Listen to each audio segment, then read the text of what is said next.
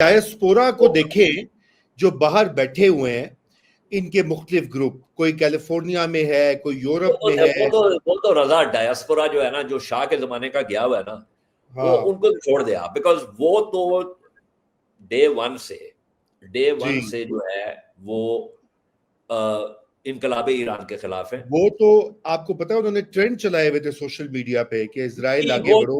उनको छोड़ दें।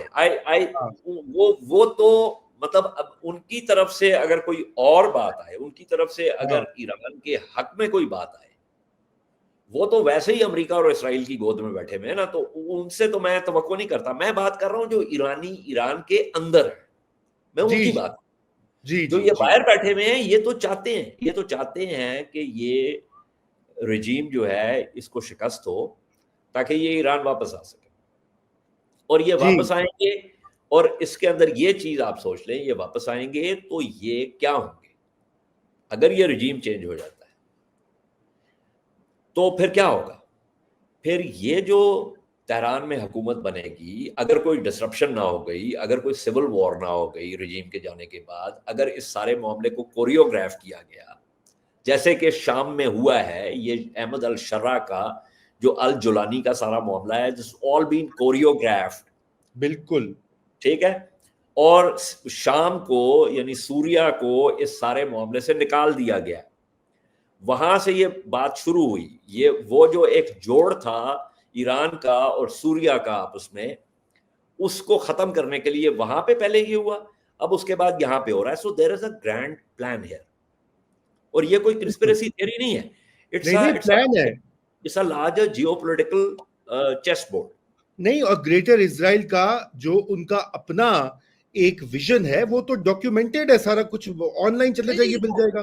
बिल्कुल एब्सोल्युटली। अच्छा, अब आप मुझे बताएं, इन थियरी, अल्लाह ना करे, इन थियरी अगर आप ईरान को निकाल देते हैं, ठीक है, और यहाँ पे एक इसराइल और अमेरिका की हिमायती हुकूमत ले आते हैं आप, जी ठीक है, शाम में जो कुछ हुआ वो आपने कर दिया, ठीक है, उसके बाद पीछे क्या रह गया?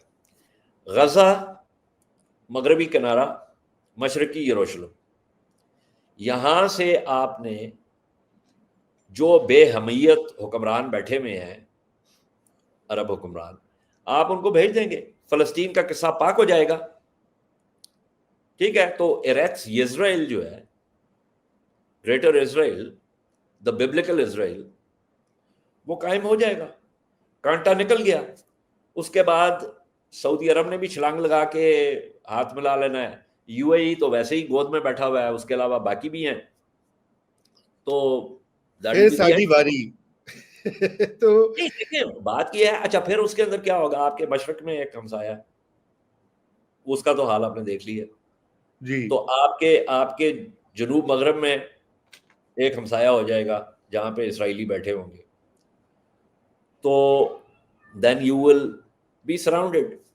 तो और आई एम सरप्राइज्ड कि हम इस सारे मामले को एक डिटैच तरीके से देख रहे हैं, बदकिस्मती से, नॉट रियलाइजिंग कि ईरान में अगर कोई खाना जंगी शुरू होती है वो भी हमारे हक में नहीं है, और अगर कोई कोरियोग्राफ्ड प्रो इजराइल हुकूमत आती है वो भी हमारे हक में नहीं है।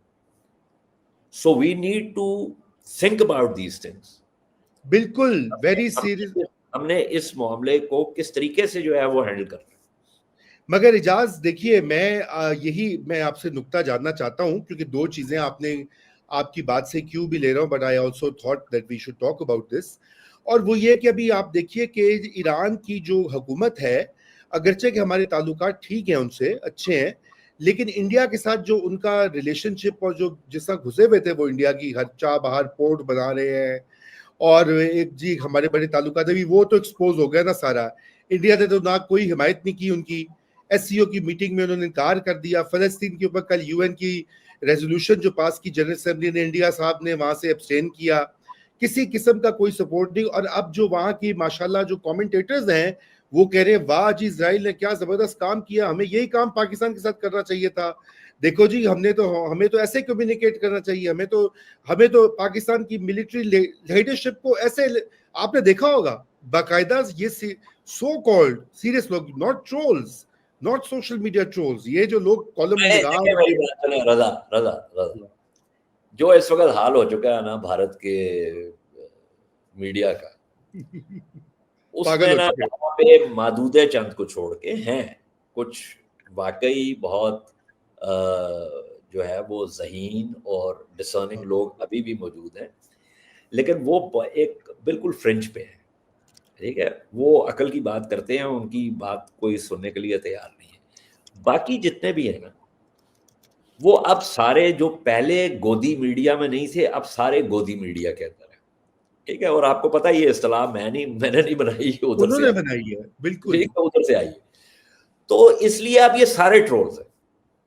आप ये देखें कि ये जो गजा वाला जो जो अपना मामला है, इसके ऊपर जो भारत का किरदार है, फिर अभी ये रेजोल्यूशन जो हुआ, उसमें भूटान तक ने जो है वो हक में वोट दिया, भारत ने एब्सटेन किया।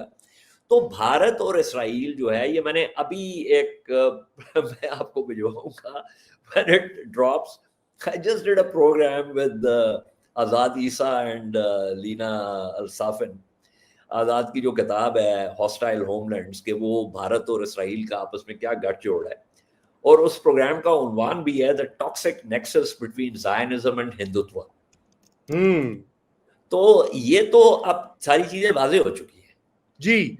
तो ये तो Noam Chomsky has also basically commented on उसने भी यही बात कही है, बिल्कुल कई बार कही है। अच्छा, ये हमारे एक व्यूअर अनिल तारिक जो हैं, वो पहले भी उनके कुछ सवाल थे, लेकिन ये जो उनका एक सवाल है वो कह रहे हैं कि जी चाइना जो है वो pro American, pro Israel, Iran में अगर रेजिम चेंज होती है तो चाइना तो वो नहीं चाहेगा, क्योंकि उसके तो इंटरेस्ट बड़े ज्यादा हो चुके हैं ईरान की एनर्जी में, ऑयल एंड गैस में, और फिर आगे अफगानिस्तान में। तो ये मेरा भी अगला जो मैं सवाल आपसे करना चाह रहा था कि अब इस पूरे मंजरनामे में चीन और रूस कहाँ पे हैं? देखिए, रूस तो खुद एक इस वक्त बिल्कुल साइड पे हुआ है, और चीन भी कोई ज्यादा आगे बढ़ के नहीं कर रहा। किसी मोड़ पे आगे बढ़ के ये लोग इन्वॉल्व हो सकते हैं? देखिए, रूस जो है वो तो अपने मामलात में बुरी तरह उलझा हुआ है। वो तो आपको पता है कि यूक्रेन। रूस की वेपन्स एक्सपोर्ट्स जो हैं वो भी तकरीबन निल हो चुकी हैं, बिकॉज वो जो कुछ प्रोड्यूस कर रही है उनकी इंडस्ट्री, वो उनकी अपनी जंग में कंज्यूम हो रहा है, क्योंकि उनके जो मटेरियल लॉसेस हैं वो ऑब्वियसली रिप्लेनिश कर रहे होते हैं। उन्होंने जहाँ तक अक़वाम मुत्तहिदा और सलामती काउंसिल का ताल्लुक है, वहाँ पे उन्होंने ईरान की सपोर्ट की है, वो बिल्कुल वाज़ेह है। चीन भी ने भी सपोर्ट की है, लेकिन ममालिक जो है वो उठ के डायरेक्टली जो है वो किसी की उसमें नहीं आ सकते। ये जो इसराइल और अमेरिका का ताल्लुक है और अमेरिका का जो तरीकाकार है, that's very different, that's not how the Chinese operate. और उसके अंदर ये है कि चीन मेरे ख्याल में कुछ हवालों से तो मदद करेगा ईरान की, लेकिन एक ख़ास हद तक कर सकता है, उससे ज़्यादा नहीं कर सकता। अब ये तो नहीं हो सकता कि चीन जो है वो रातों रात जो है वो ईरान के लिए एक मौसर फ़िज़ाइया जो है वो बना दे, नहीं, या ऐसा तो नहीं। अपनी फ़िज़ाइया भेज दे ईरान में, ठीक है?